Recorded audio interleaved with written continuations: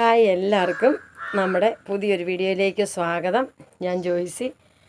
അപ്പോൾ ഇന്ന് ഞാൻ വന്നിരിക്കുന്നതെന്ന് പറഞ്ഞു കഴിഞ്ഞാൽ നമ്മൾ തേങ്ങ അരച്ച് വാളംപുളി പിഴിഞ്ഞൊഴിച്ചൊരു മീൻകറി ആയിട്ടാണേ. സാധാരണ ഞങ്ങൾ ഇടുക്കി സ്റ്റൈലിൽ ഇടുക്കിക്കാരോ ഒന്നും ഈ വാളംപുളി പിഴിഞ്ഞൊഴിച്ച് മീൻകറി വെക്കാറ്. നമ്മൾ കുടംപുളി ഇട്ടാണ് വെക്കുന്നത്, ഞങ്ങൾ കോട്ടയം സ്റ്റൈലിൽ. അപ്പോൾ ഇന്ന് നമുക്ക് വെറൈറ്റി ആയിട്ട് വാളംപുളി പിഴിഞ്ഞൊഴിച്ച് തേങ്ങ അരച്ച് ഒരു നല്ല സൂപ്പർ ടേസ്റ്റ് ഒരു മീൻകറി വെച്ചാലോ. അപ്പോൾ എങ്ങനെയാണെന്ന് കാണാം. നമുക്ക് നേരെ വീഡിയോയിലേക്ക് പോകാം. അപ്പോൾ ഇന്ന് നമുക്ക് നല്ല ആവോലി, നല്ല മുഴുത്ത ആവോലി കിട്ടിയിട്ടുണ്ട്. ഇത് 1 കിലോ മീനുണ്ട്, അത് ഞാൻ കഴുകി എടുത്ത് വെച്ചിട്ടുണ്ട്.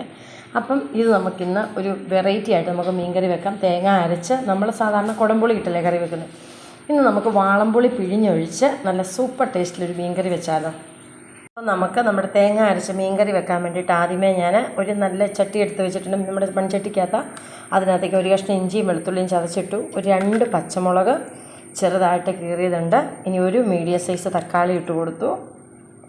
ഇനി അതിനകത്തേക്ക് ഒരു 5 ചെറിയ ഉള്ളി, നമ്മുടെ കുഞ്ഞുള്ളി ഇല്ലേ, അത് ഒന്ന് ചെറുതായിട്ടൊന്ന് കീറിയതിട്ട് കൊടുത്തു.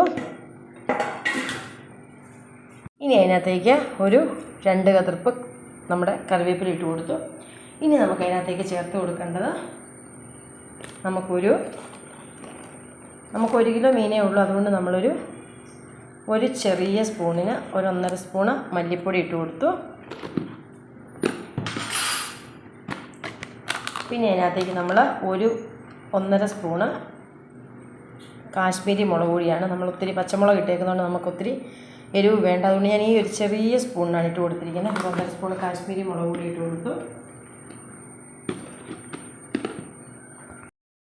1/4 സ്പൂണ് മഞ്ഞൾപ്പൊടിയും ചേർത്ത് ഒരു 1/2 സ്പൂണ് ഉലുവാപ്പൊടിയും കൂടെ നമ്മൾ ചേർത്തിട്ട് നമ്മൾ 1 നെല്ലിക്ക വലിപ്പത്തിനുള്ള പുളി അതിനകത്തേക്ക് വാളംപുളി പിഴിഞ്ഞൊഴിച്ചു.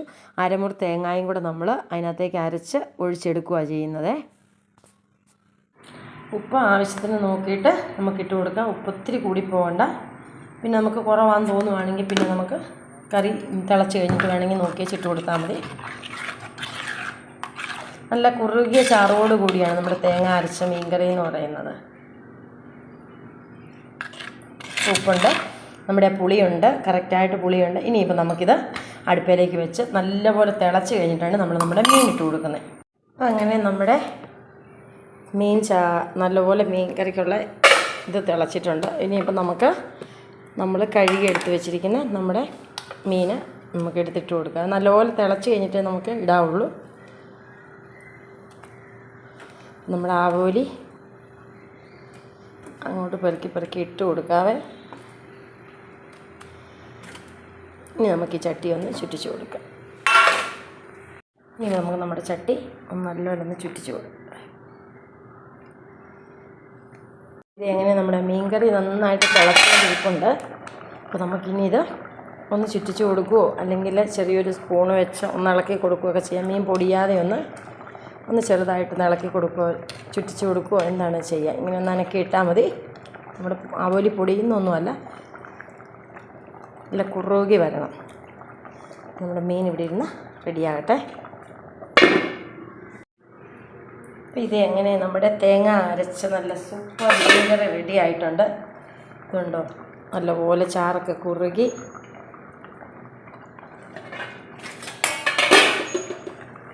നല്ല കുറുകി, നല്ല മീനൊന്നും പോലും പൊടിഞ്ഞൊന്നും പോകാതെ നല്ല അടിപൊളിയായിട്ടുണ്ട്. അപ്പോൾ ഇനി നമുക്ക് സ്റ്റൗവൊക്കെ ഓഫ് ചെയ്ത് നമുക്കതിനകത്തേക്ക് ഒരിച്ചിരി കറിവേപ്പില ഇട്ട് 1 സ്പൂണ് പച്ച വെളിച്ചെണ്ണയും കൂടെ ഒഴിച്ച് അടിപൊളിയായിട്ടങ്ങ് വാങ്ങി വെച്ചേക്കാവേ.